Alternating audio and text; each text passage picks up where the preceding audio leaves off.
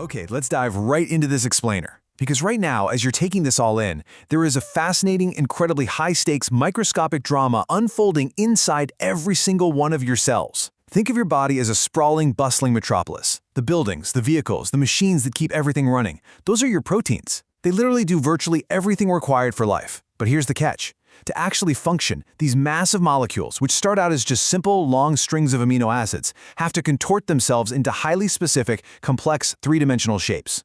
We call this process protein folding. And let me tell you, it is not some peaceful, quiet origami session. It is chaotic, mathematically mind-bending, and, honestly, full of biological hazards. So to survive, our cells have to deploy a specialized elite task force. Let's find out exactly how they do it. 10 to the 77th power. That is a massive, almost incomprehensible number, and it represents a monumental mathematical roadblock known as Leventhal's paradox. You see, the backbone of a typical protein has hundreds of individual bonds that can freely rotate. And because of that, a single protein chain can theoretically take on an uncountable number of shapes or conformations. If that newly built protein had to find its one correct, biologically active shape just by randomly bending and twisting, trying out every possible conformation at lightning speed, it would take about 10 to the 77th years to get it right. Section 1.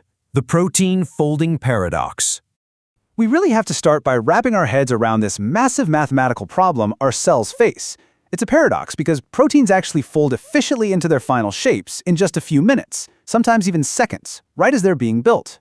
So the crucial takeaway here is that protein folding absolutely cannot be a random trial-and-error process.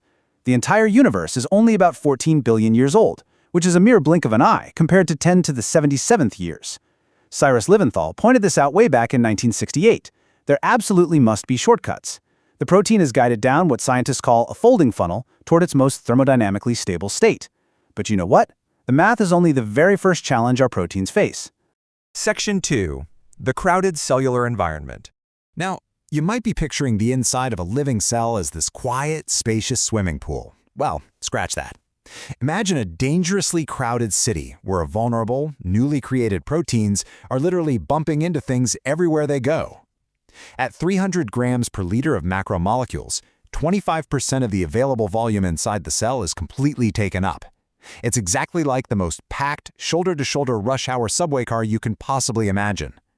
Every single newly synthesized protein is being shoved, jostled, and compressed by incredibly high concentrations of other molecules. So, why is this crowding such a big deal? Well, it all comes down to water. Proteins fold primarily because of hydrophobic interactions.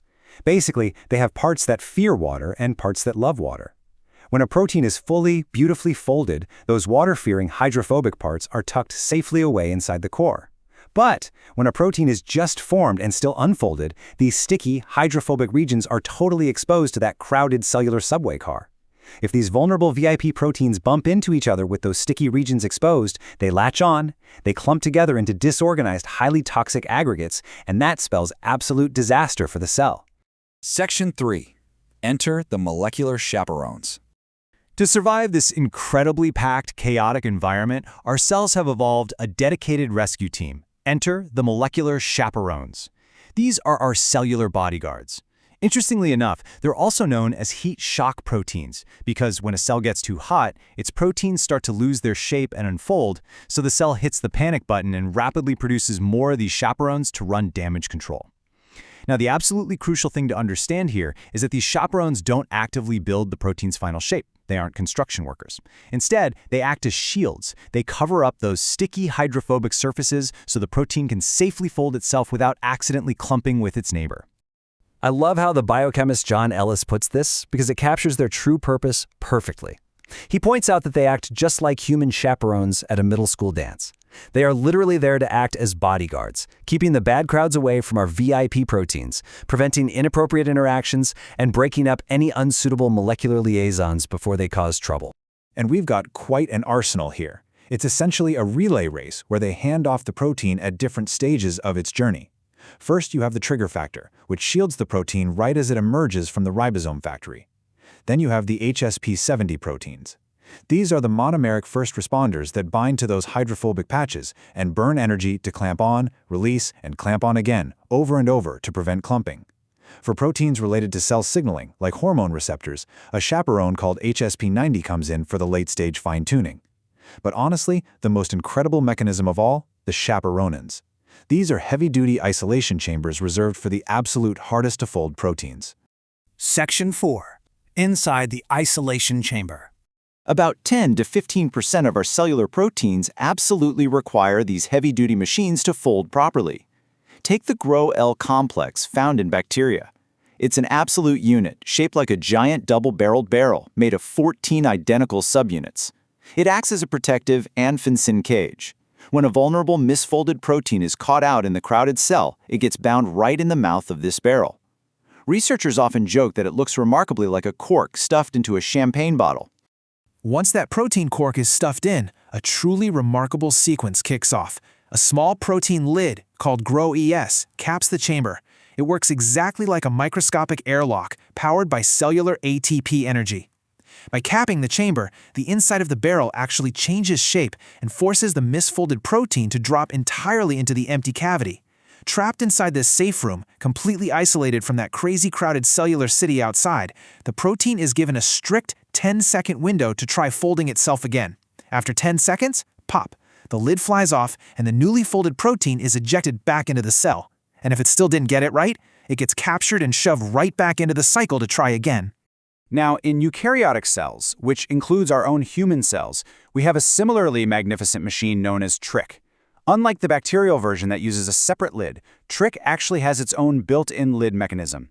The top of the barrel literally flexes open and closed, almost like a camera shutter, to swallow and protect vital structural proteins like actin and tubulin. Without this incredibly specific isolation chamber, our muscle cells and cellular highways literally could not be built. Section 5. When folding fails. So, what happens when these hardworking bodyguards actually fail at their jobs? Because remember, native proteins are only marginally stable to begin with, so it's a constant high-wire battle. The balance between a healthy cellular state, which we call proteostasis, and toxic aggregation is dangerously thin. Proteostasis requires the continuous, highly coordinated effort of all these chaperones to fold, refold, or just completely destroy irreversibly damaged proteins. When that network gets overwhelmed, proteins start flashing their sticky hydrophobic sides and toxic aggregation takes over.